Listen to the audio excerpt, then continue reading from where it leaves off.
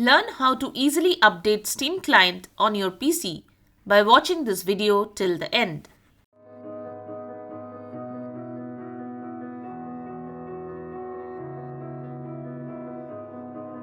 Hey, you're watching Silicophilic, the home of all tech solutions. Steam should normally start updating itself when you run it. Once it finishes updating, it will open. But if you want to manually update the Steam client on your PC, then here we have shown how to do it. Before we get into the steps, subscribe to our channel for future tech support. So, let's begin.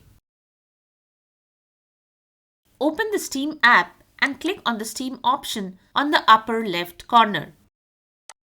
From the menu, select Check for Steam Client Updates. It will check if any update is available and update it. If Steam is already up to date, then it will show it so. So, that's it. If this video has helped you in figuring this issue, then give us a like and subscribe to our channel. We also have a Facebook group of troubleshooting experts where you can share your tech issues and get direct help.